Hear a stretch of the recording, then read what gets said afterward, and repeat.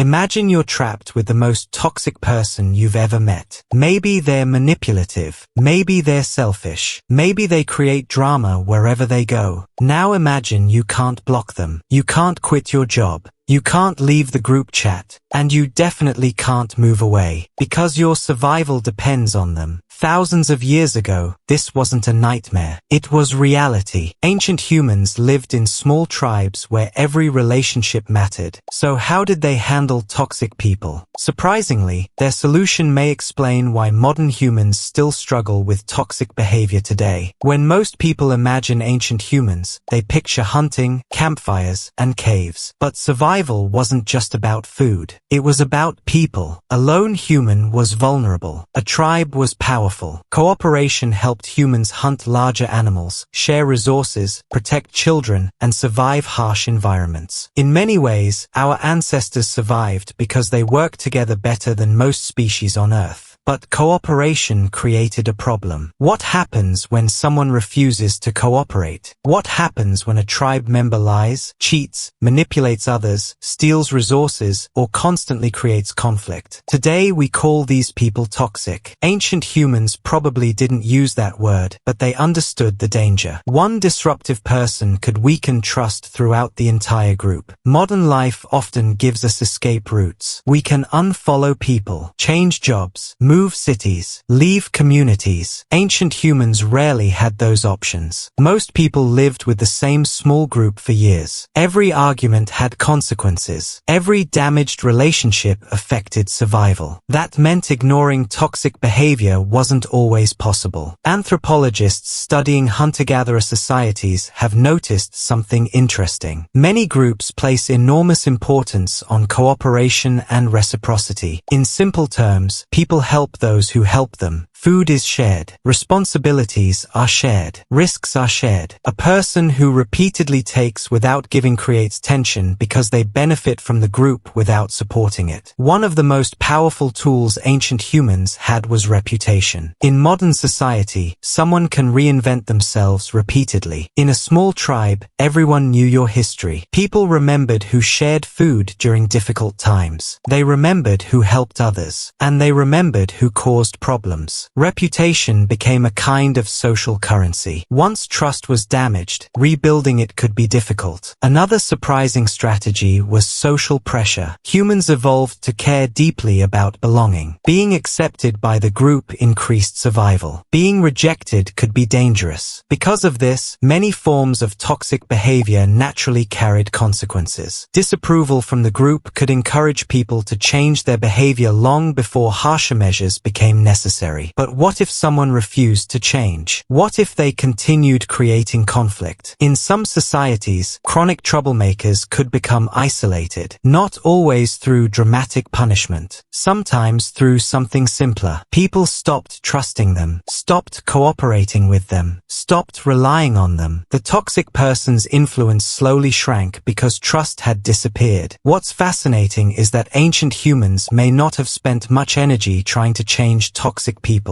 Instead, they focused on protecting the group. They strengthened cooperation among trustworthy individuals. They reinforced social norms. They rewarded helpful behavior. In other words, they invested more energy into healthy relationships than unhealthy ones. Modern psychology points toward a similar lesson. Many people become trapped trying to fix manipulative or destructive individuals. But healthy communities often grow by strengthening trust, accountability, and cooperation among good people rather than endlessly battling bad behavior. This doesn't solve every problem, but it changes where attention is focused. There is also an evolutionary reason toxic people affect us so strongly. Our brains evolved in small social groups where trust was essential. Betrayal wasn't merely annoying. It could threaten survival. That ancient wiring still exists inside us today. This may be one reason gossip, exclusion, unfairness, and manipulation trigger such powerful emotional reactions. So how did ancient humans handle toxic people? They probably didn't have a perfect solution. No society ever has. But they understood something modern people often forget. A strong community is not defined by the absence of difficult people. It is defined by the presence of trust. The more trust a group builds, the less power toxic behavior has to spread. And maybe that's the real lesson hidden in humanity's past. Ancient humans survived because they learned how to cooperate. Not because everyone was kind. Not because everyone agreed. But because trust was protected. Thousands of years later, that lesson may still be one of the most powerful tools we have. The people around us shape our lives. Choose wisely, build trust, protect it, and you'll be following a survival strategy that helped humans thrive long before civilization ever existed.